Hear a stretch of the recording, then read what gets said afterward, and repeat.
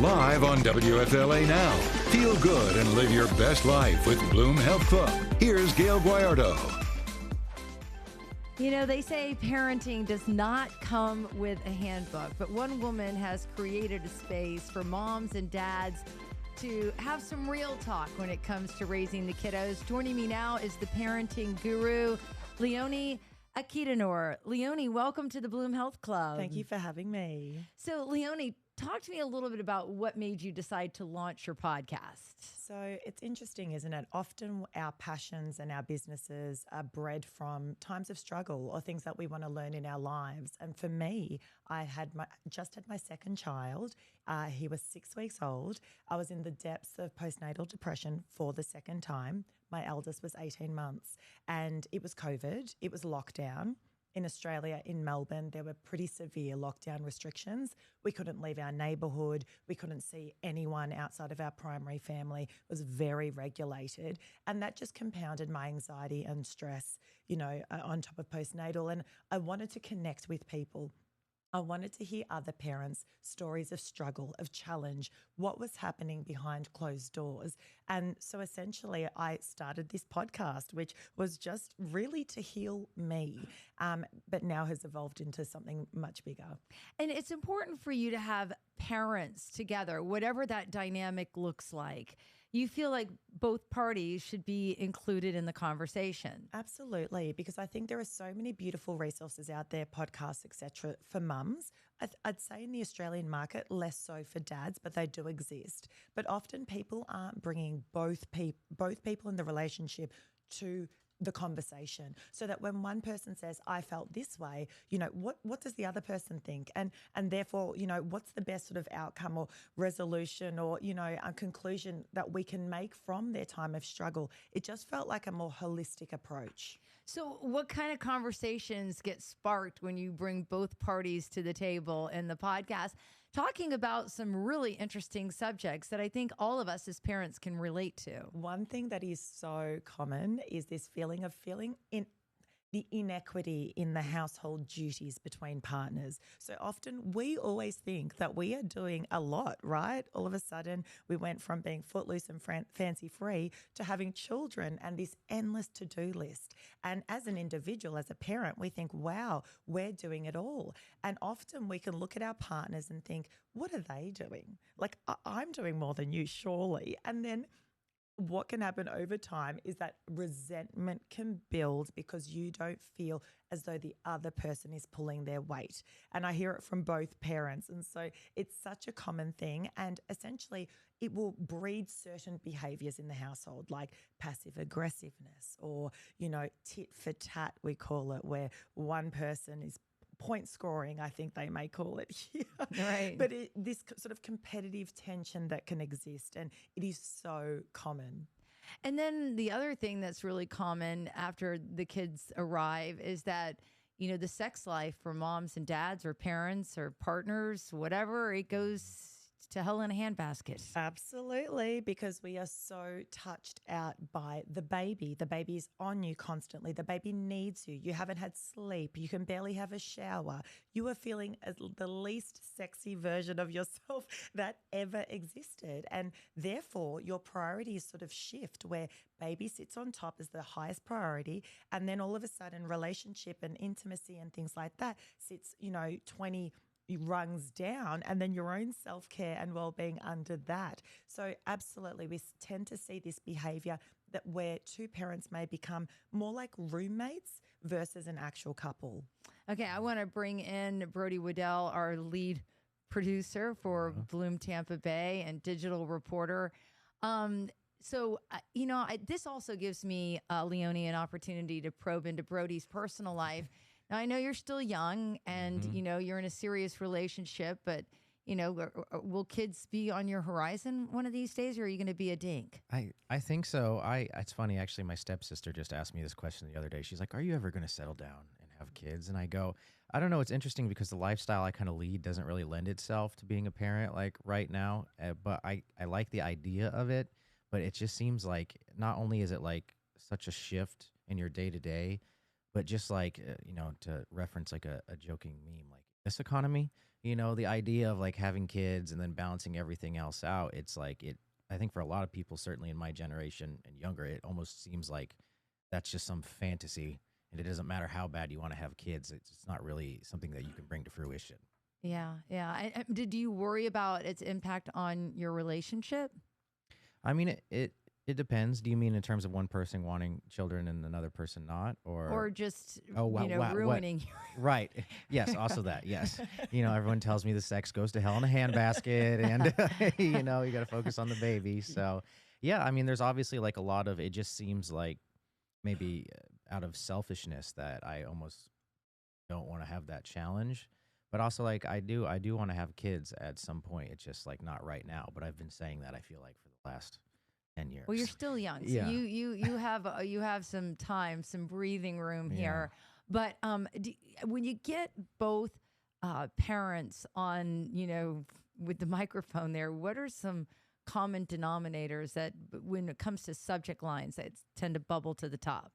So, a lot of things, essentially people don't feel as though you can't really prepare for this. And then all of a sudden all these sort of, it's a lived experience, and we're sort of saying earlier, like you're never ready for it. And so essentially, yeah, definitely key themes is, I didn't think that my partner and I would just become co-pilots navigating this ship and, just essentially trying to survive. I didn't realize the impact sleep deprivation has on our well-being. Now, that was a new one for me because, I mean, don't get me wrong, in my 20s, I had a good time, and I had nights where I wasn't sleeping all that much because I was partying, I was out, I was doing whatever. And I'm like, I'm pretty resilient, and then you're sleep deprived for weeks on end with a child, and you're like, wow, this is a completely different story. I don't know, like, can you relate to that feeling? Yes. I could definitely. I mean, at the time, I was waking up at 1:30 in the morning to go to work, so I knew sleep deprivation on a whole new level. But it is amazing how it can add to it. I mean, because you don't get to just close your eyes and fall asleep and take a power nap when you want to.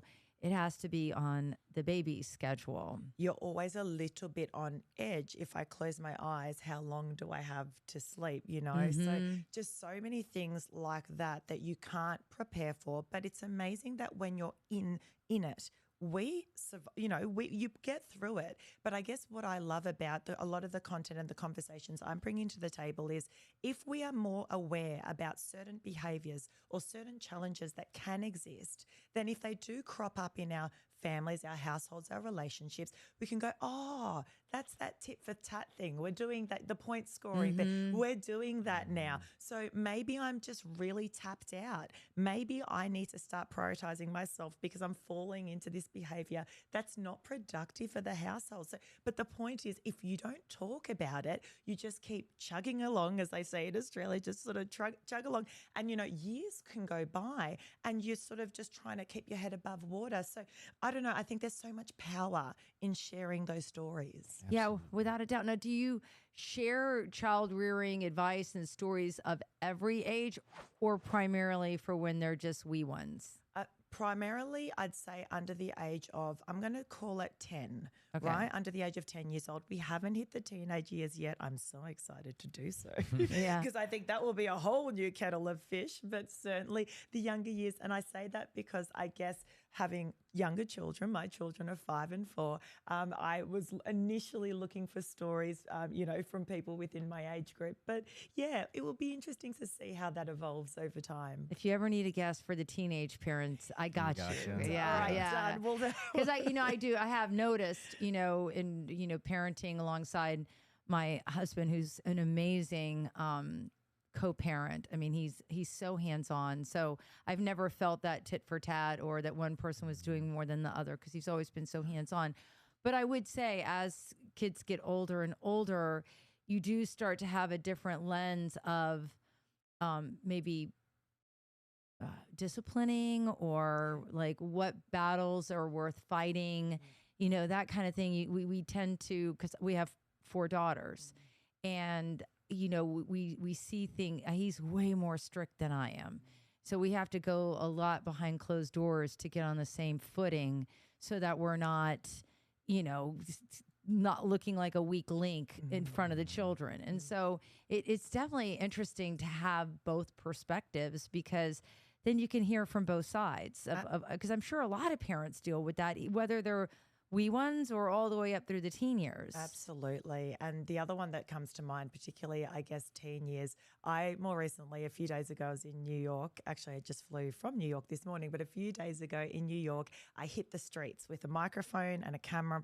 person, and I said, I'm going to speak to parents and I want to know their biggest challenges. Let's see, what can they bring me? And I loved it because so many people were so eager to come up because I had the microphone. They were like, what are you doing? Oh, I'll tell you.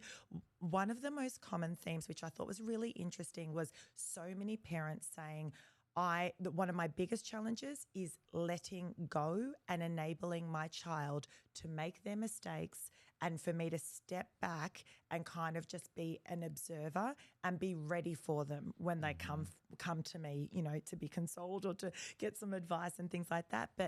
We were talking to people who have children of all ages. So I thought that was really interesting. I mean, I'd love your perspective as well. It would be quite difficult if you're watching your child go down a path and you're like, oh, I don't know about that, but then I don't want to be too overbearing.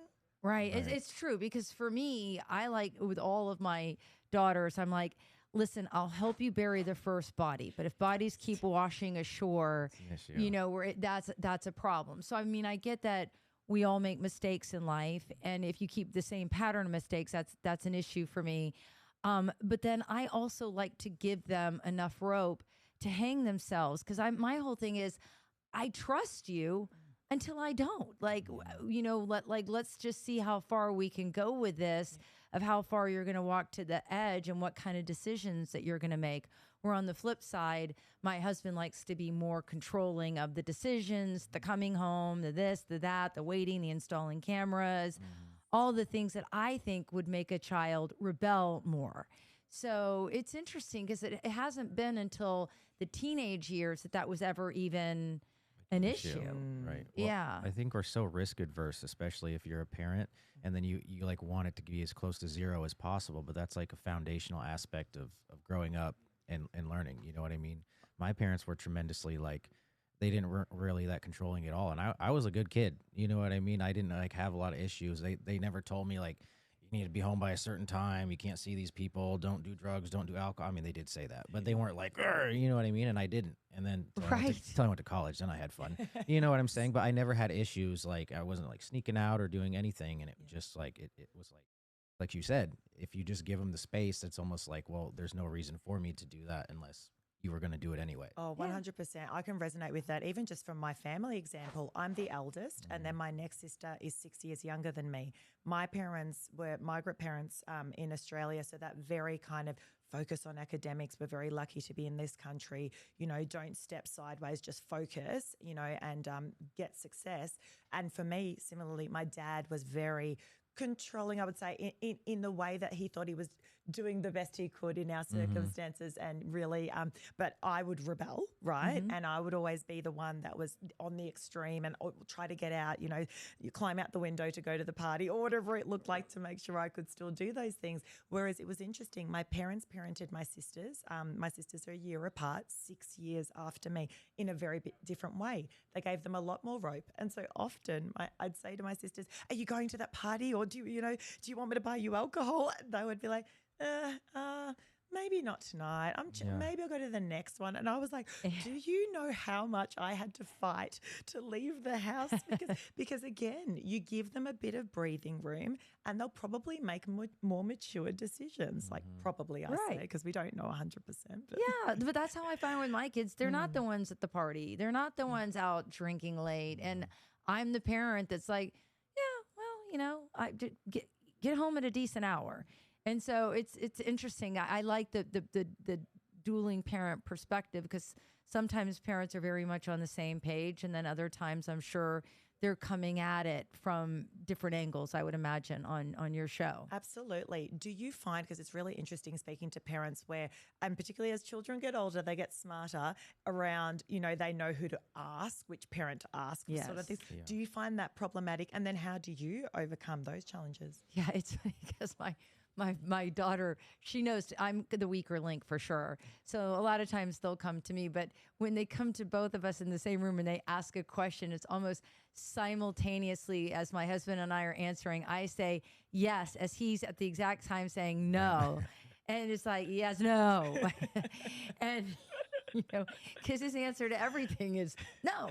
And so, yeah. So, I mean, I definitely, but I have to get on the same page with him because I believe that it's not fair to the other parent to not try to get on the same page. And that can take us a minute. Like we'll depart for 15, 20 minutes in the back of the room, hash this out, and then come out with our united front.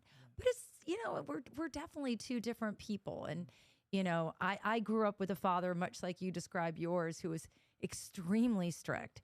And my best friend, her name's Angela, she's the one that kept me out of a lot of trouble because we followed her lead and her parents were not strict.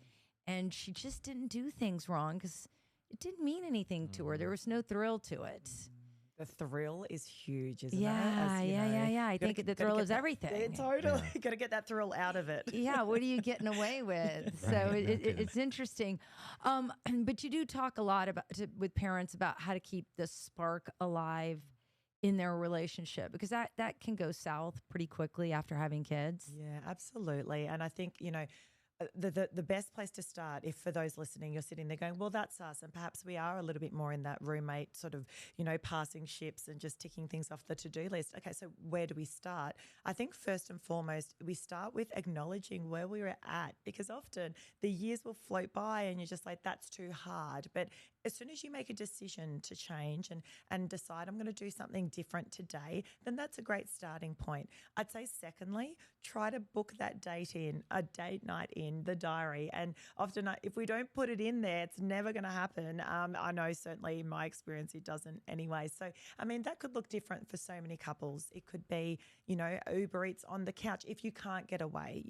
Not everyone has the privilege of having, call it babysitters or perhaps older kids who can look after themselves. So, maybe it's a home date or maybe it's a date at a restaurant or a bowling date. You can sort of change it up. But the purpose is to reconnect without interruption from all of that distraction that we live and breathe on the daily. So, and I find that if you are starting to put those in regularly, and I find with speaking to so many people that they've said when they started to prioritize each other by just putting those date nights in, it was an absolute game changer to their relationship.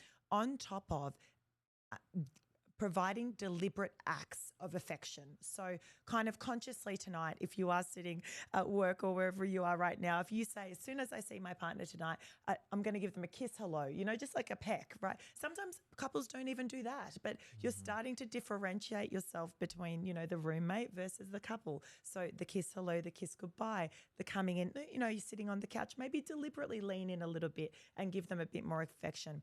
These little acts sound like nothing, but if you progress and continue to do that and prioritize each other, then it leads to bigger acts over time. And I know the podcast also focuses on the mental health aspects of being a parent.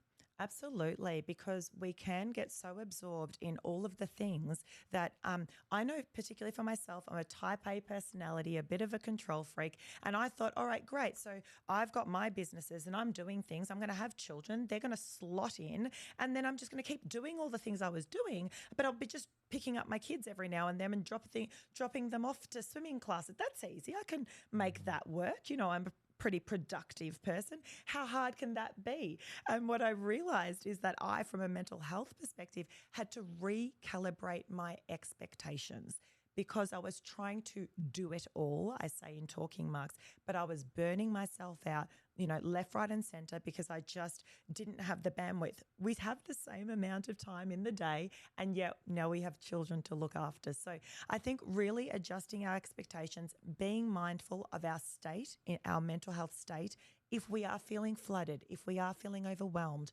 what are the things we need to adjust to, perhaps drop a couple of things off that to-do list to give ourselves a little bit more space. Do you have any questions for Leonie?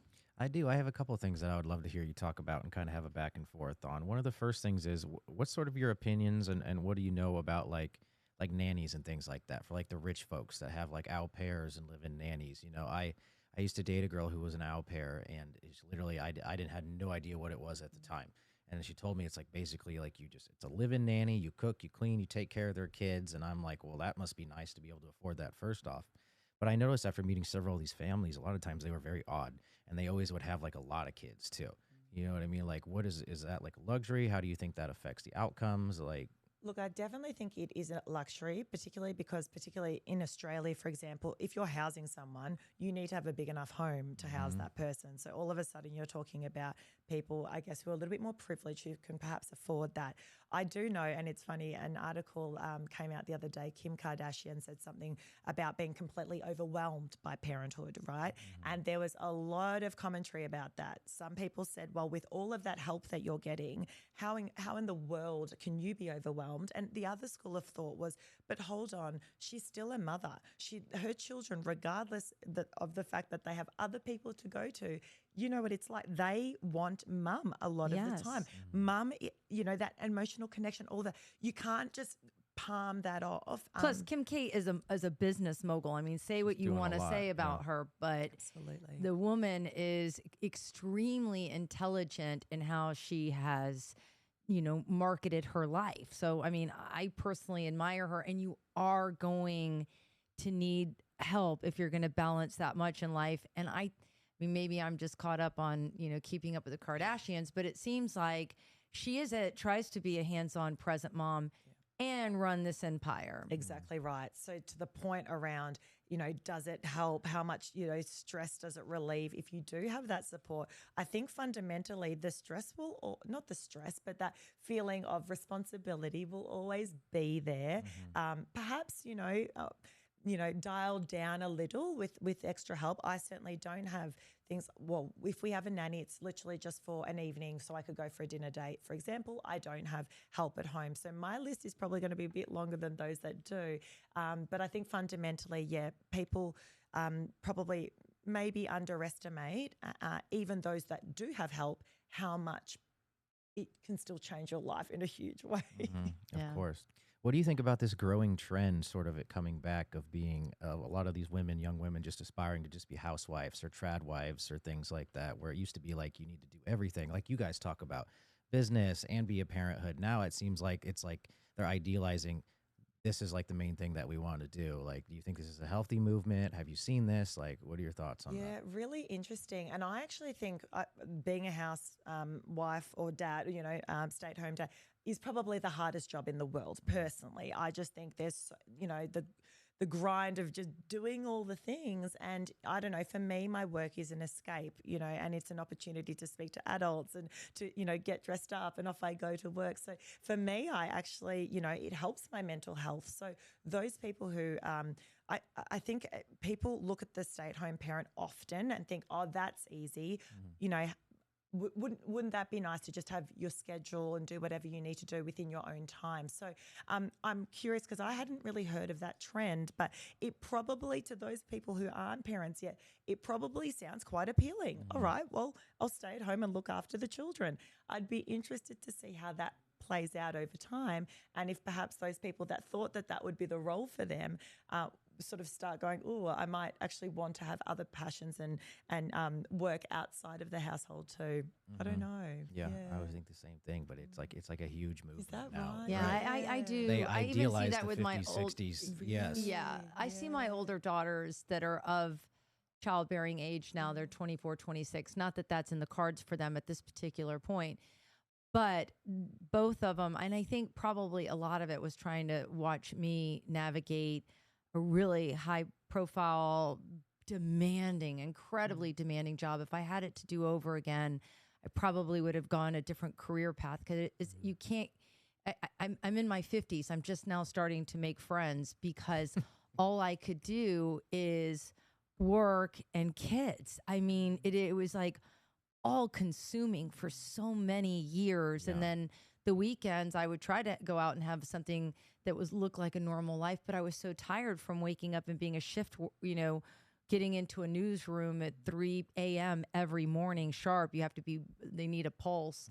So, I can see why my daughters want to stay home and raise the kids. I could see why that would be very appealing to them but like you say, it's appealing until you do it full time, because being a full-time parent has to be a lot. And also there's, I speak to a lot of parents, even friends of mine who are stay-at-home mums, for example, and they say sometimes it's the loneliness, because you're not interacting and you have to purposely try and find people who are available during the day to perhaps have a coffee with or sort of interact it with, versus us coming to our workplaces and we're constantly having those conversations.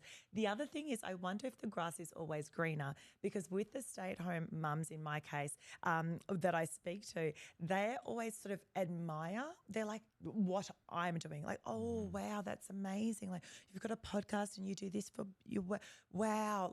And so I wonder, and, they're happy doing their thing, but there's that little bit of admiration. Meanwhile, sometimes I sit there thinking, I wouldn't mind just having a few days at home to be with the children. Right. So I wonder if there's that grass is always greener. I think it is. I think that's always, you want what you don't have or what you don't know. And then as soon as you get it, you're like, wait a minute. It's outrageous. I'll just get my Starbucks and go do Pilates. It's like, okay, but that would be boring. Actually, don't you think? Yeah. So I do have one last sort of question that I want to ask you about. Do you hear from a lot of same-sex couples? Do they have the same struggles? How does that go? Yeah, it's an interesting question. I do. I've had a few on the show, and I would say that piece around the inequality, and that sometimes some, typically birth mum feels a little bit overwhelmed and it's a little bit much, and I feel like I'm doing everything. Meanwhile, let's call it dad is like, I'm doing the best I can here. I find that with same-sex couples, that dynamic doesn't exist to that extent. It's almost like, for example, two gay dads, let's call it, they don't have that recovery from the birth and that whole, so they're both able to, use a bottle and feed their child. So they're both equally able to do the duties. So they almost segregate duties in probably an admirable fashion. And so, yes, I believe, in all couples, we always see different dynamics, but I would say less so when it comes to inequality for same-sex couples. Interesting. Well, tell our listeners and viewers how they can find your podcast. Absolutely. So we're on all of the major platforms, Apple Podcasts, Spotify, and we live on Instagram as well. So if you want to follow us there, we are at Parenthood Pod. Awesome. Well, thank you so much, Leonie, for joining us. It's been such a pleasure getting to know you, and I know you are going to be traveling afar back to your homeland soon, but we appreciate your stop here in Tampa, Florida. Thank you for having me. Yeah, thanks for being here. Until next time, everybody.